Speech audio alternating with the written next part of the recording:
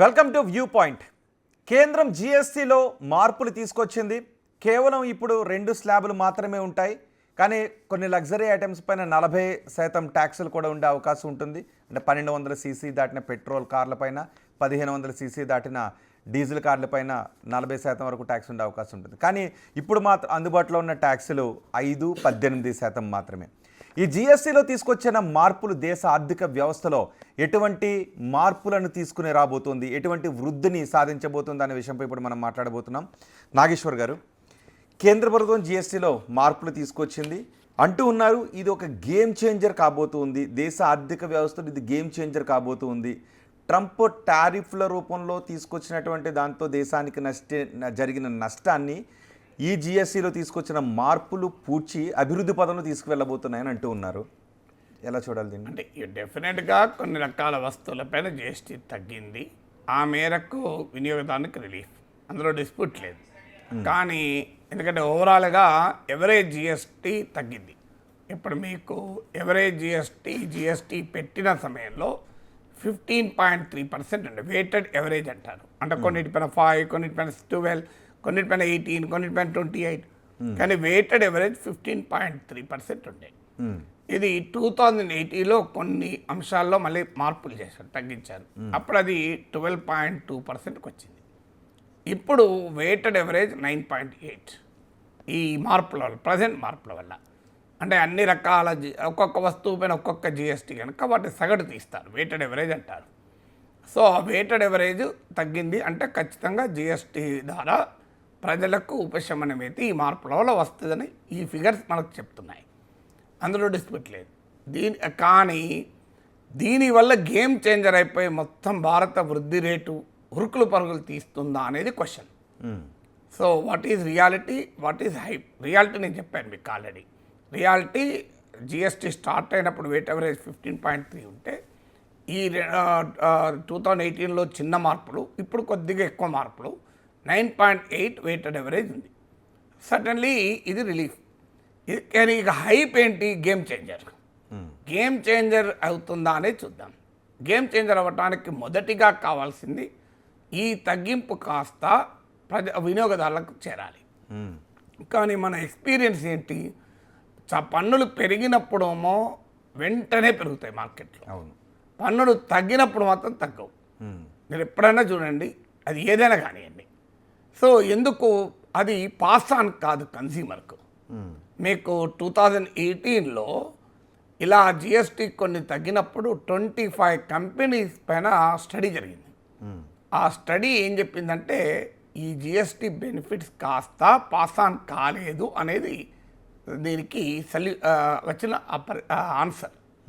అందువల్ల అప్పుడు అందుకే నేషనల్ యాంటీ ప్రాఫిటీరింగ్ అథారిటీ అనేది ఒకటి పెట్టి ఇలా మార్కెట్లో లాభాల కొరకు వినియోగదారుని మోసం చేయకూడదు అని ఒక ప్రయత్నం జరిగింది. కానీ అదేమీ ఎక్కడా కదిలికలేదు. ఇప్పుడు మళ్ళీ అంటున్నారు నేషనల్ యాంటీ ప్రాఫిటీరింగ్ అథారిటీని మేము మళ్ళీ బలోపేతం చేస్తామని.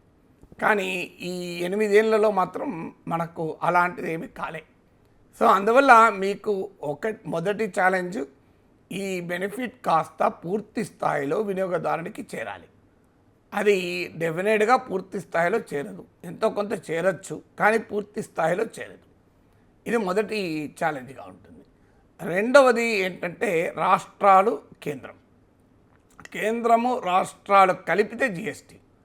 కానీ మన దేశంలో ఉన్నటువంటి టాక్సేషన్లో ట్రంకేటెడ్ ఫెడరలిజం అంటారు. అంటే తలకిందులైన సమాఖ్యం.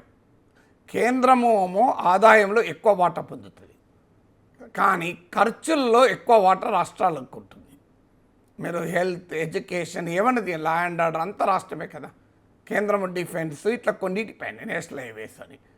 సో మీకు అంటే ఆదాయంలో ఎక్కువ వాటా కేంద్రానికి పోతే ఖర్చు, డెవలప్మెంట్ ఎక్స్పెండిచర్లో ఎక్కువ భారం రాష్ట్రాలపైన పడుతుంది. కానీ ఇప్పుడు ఈ జిఎస్టీ మార్పులు రాష్ట్రాల ఆదాయాన్ని దెబ్బతీయబోతోంది. ఎలా దెబ్బతీయబోతోంది అనేది మనకు ఉదాహరణ. సో జిఎస్టీ వచ్చినప్పుడు ఇదే కన్సర్న్ రాష్ట్రాలు వ్యక్తం చేశాయి, దీనివల్ల మేము నష్టపోతామని. జిఎస్టీ కన్నా ప్రీ జిఎస్టీ పీరియడ్లో ఇలాంటి వ్యవస్థలు ఉన్న సమయంలో 14% was average annual growth of states revenues. రాష్ట్రాలకు ప్రీ జిఎస్టీ పీరియడ్లో ఈ జిఎస్టీలో భాగమైన పన్నుల ద్వారా వచ్చేటువంటి ఆదాయ వృద్ధి రేటు 14% ఉండే. జిఎస్టీ వచ్చాక 8 ఇయర్స్లో దాని ఎవరేజ్ 11.08% పడిపోయింది. అందుకొరకు 2017లోనే జిఎస్టీ పెట్టినప్పుడైతే రాష్ట్రాలు ఆందోళన వ్యక్తం చేశాయో అప్పుడు జిఎస్టీ కంపెన్సేషన్ సెస్ అని ఒక దాన్ని ఏర్పాటు చేసింది జిఎస్టీ వ్యవస్థ. అంటే కొన్ని రకాల వస్తువులు సిన్ గూడ్స్ అంటారు, ఇప్పుడు 40% టారిఫ్ ఉంది, ట్యాక్స్ ఉంది, అంతకుముందు 28% ఉండే. వీటిపైన ఈ సిన్ గూడ్స్ పైన స్పెషల్ సెస్ వేసి ఆ వచ్చిన ఆదాయాన్ని కాస్త ఈ జిఎస్టీ కంపెన్సేషన్ ఫండ్కు జమ చేసేవాళ్ళు. అందులో నుంచి ఆ అష్యూర్డ్ గ్రోత్ ఆఫ్ టాక్సేషన్ ఉండేలా జాగ్రత్త పడ్డారు. అంటే ఒకవేళ 14% లేకపోతే 13% ఉంటే 1% కంపెన్సేట్ చేశారు. 15% ఉంటే ఏమీ రాదు. ఈ 5 ఏళ్లలో 2022లో ఈ జిఎస్టీ కంపెన్సేషన్ సెస్ అయిపోయింది. అప్పటి నుంచి రాష్ట్రాలు అడుగుతున్నాయి, దీన్ని ఇప్పుడు కూడా అడిగాయి కంటిన్యూ చేయమని, కానీ కంటిన్యూ చేస్తానికి ఒప్పుకోలేదు. అంటే రాష్ట్రాలు ఈ 8 ఏళ్ళ అనుభవం మీకు చెప్పాను, 11.08% annual growth rate of GST. So అందువల్ల రాష్ట్రాలు నష్టపోయే అవకాశాలు ఉన్నాయి. సో రాష్ట్రాలు నష్టపోయినప్పుడు ఆటోమేటిక్గా మీకు డెవలప్మెంట్ ఎక్స్పెండిచర్ పైన, ప్రజా సంక్షేమం పైన పడే ప్రభావం చాలా ఎక్కువ ఉంటుంది. మీరు ఏమైనా తీయండి, సబ్సిడీలు, సంక్షేమ పథకాలు అన్నీ చూడండి, రాష్ట్రం ఎక్కిస్తుంది. సో ఇది రెండవ సమస్య. మూడవ సమస్య ఏంటంటే ఒక ప్రైస్ రిడక్షన్ వల్ల, ట్యాక్స్ రిడక్షన్ వల్ల ఆటోమేటిక్గా కన్జంప్షన్ పెరుగుతుంది అనేది థీరీ. ఇప్పుడు ఎందుకు ఈ మాట అంటున్నారంటే జిఎస్టీ తగ్గించడము, ఇన్కమ్ ట్యాక్స్లో ఇచ్చిన రాయితీ వల్ల 1.6% జీడిపి పెరుగుతుంది. దానివల్ల ఈ లాస్ ఆఫ్ రెవెన్యూ కూడా మీట్ అవుతుందని hypothesis. State bank of India research, మీరు వాళ్ళు రెగ్యులర్గా వాళ్ళ రీసెర్చ్ రిలీజ్ చేస్తుంటారు. సో ఎస్బీఐ రీసెర్చ్ చెప్తోంది. కానీ అది జరుగుతుందా ప్రతిసారి అంటే మార్కెట్లో కన్జంప్షన్, వస్తువులు కొనడం అనేది పన్నులపైన, ధరలపైనే ఆధారపడి ఉంటుందా? మీకు ఒక్క ఉదాహరణ చెప్తాను నేను. ఇప్పుడు ఈ షర్ట్ తీసుకున్నాను, నేను వేసుకున్న షర్ట్. ఈ షర్ట్ 2000 రూపాయలు అనుకుందాం, నాకు గుర్తులేదు ఈ షర్ట్ ఎంతో. దీన్ని 2000 రూపాయల షర్ట్ ఉంది. ప్రతి ఒక పీరియడ్లో 100 షర్ట్లు అమ్ముతున్నాయి ఒక షాప్లో. డైలీ 100 షర్ట్లు అమ్ముతున్నాడు. అంటే ఆ షాప్లో ఇన్కమ్ ఎంత, రెవెన్యూ ఎంత? 2000 × 100, అంతే కదా, 2 లక్షలు. అంటే 2 లక్షల విలువైన షర్ట్స్ అమ్ముడుపోతున్నాయి. అజ్యూమింగ్ దట్ ఈ 2000ను 1500 తగ్గించిందాం అనుకున్నా షర్ట్ ప్రైస్. ఎందుకు? దీని మీద ట్యాక్స్ తగ్గి 1500 తగ్గింది అనుకుందాం. అప్పుడు 100 అమ్మినాయి అనుకో, ఎంత వస్తుంది? 1.5 lakh వస్తుంది. మీరు 100 అమ్మిన 120 అమ్మినా ఎంత వస్తుంది? 1.8 lakhs వస్తుంది. 2 lakh రాదు. 140 అమ్మితే అలా లెక్కేయాలి మనం. ఎంత అమ్మితే నియర్లీ 130, 140 అమ్మాలి. అప్పుడు మాత్రమే నీకు ఆ 2 lakh వస్తుంది. అంటే అర్థం ఏంటి? ప్రైస్ ఒక ప్రైస్ 25% తగ్గితే దాని అనుగుణంగా కన్జంప్షన్ పెరగాలి, అంతకన్నా ఎక్కువ పర్సెంటేజ్ పెరగాలి. కానీ పెరుగుతుందా? అంటే ప్రైస్ను బట్టే మనకు కన్జంప్షన్ ఉండదు.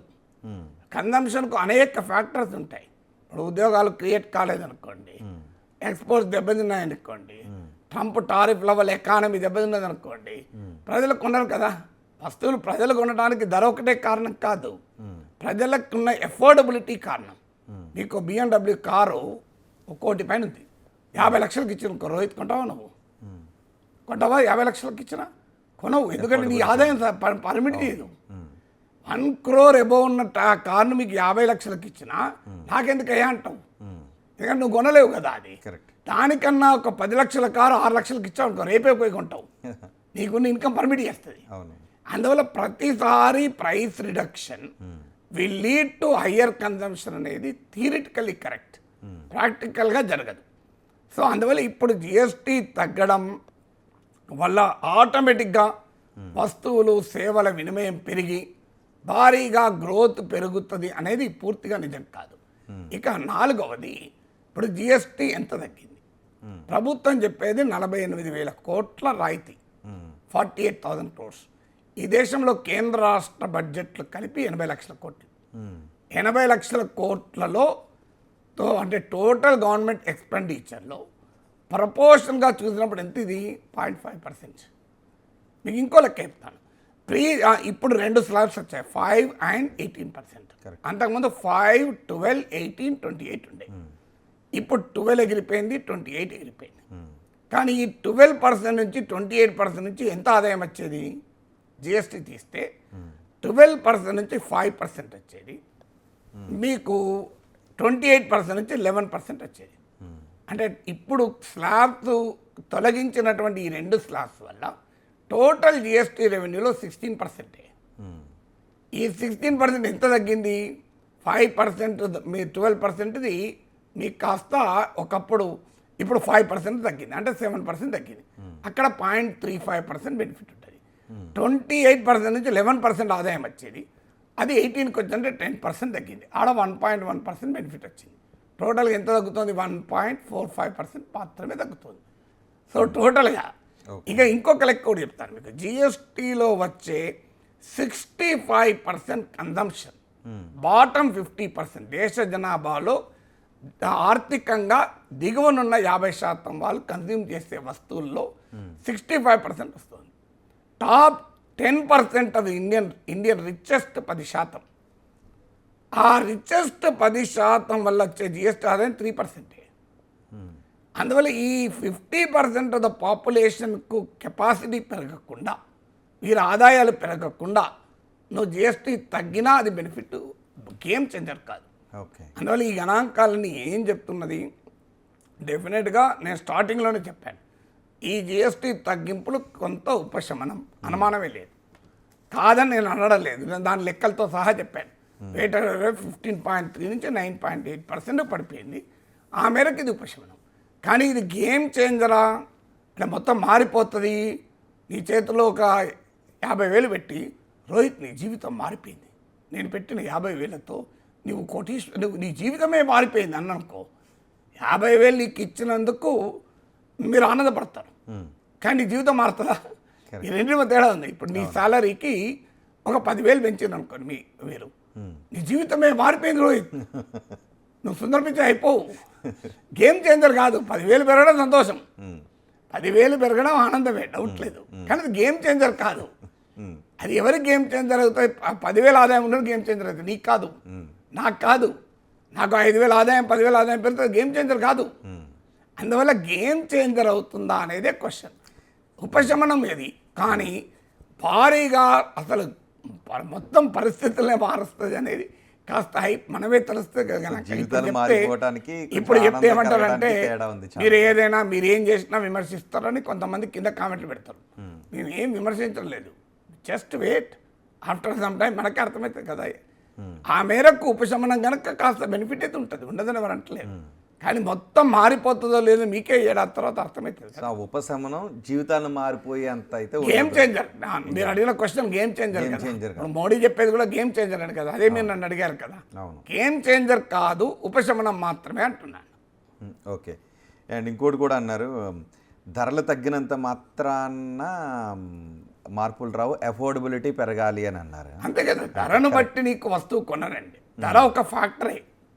మీకు ఉదాహరణకు రోడ్డు పక్కన 20 రూపాయలకు ప్లేట్ ఇడ్లీ ఇస్తున్నారు, నేను తింటానా? అది చాలా చీప్ కదనయ్యా. పక్కన హోటల్లో 100 రూపాయలు ఉంది, కానీ నేను 20 రూపీస్ ఇడ్లీ తింటానా, 100 రూపాయలు ఇడ్లీ తింటా. అంటే మరి ప్రైస్ తక్కువ ఉన్నప్పుడు నేను తినాలి కదా, తినను కదా. ఇంకొక విధానం చెప్తాను మీకు. పార్క్ హయత్లో వెళ్ళండి మీరు, నాకు తెలియదు ఇడ్లీ రేట్ ఎంత, నేను ఎప్పుడు నా డబ్బులు పెట్టిపోలే.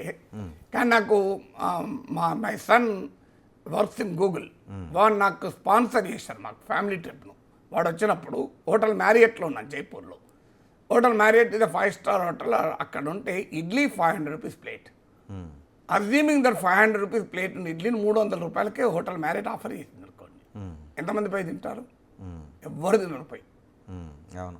పోనీ ఈ 500 రూపాయలు అక్కడ హోటల్ మ్యారేట్లో ఉండేవాడు ఇంకా 4 ఇడ్లీ ఎక్కువ తింటాడా? తినడు. 500 300 చేసినా 4 ఇడ్లీ ఎక్కువ తినడు. 3 బయట వాడు వచ్చేవాడు తినడు.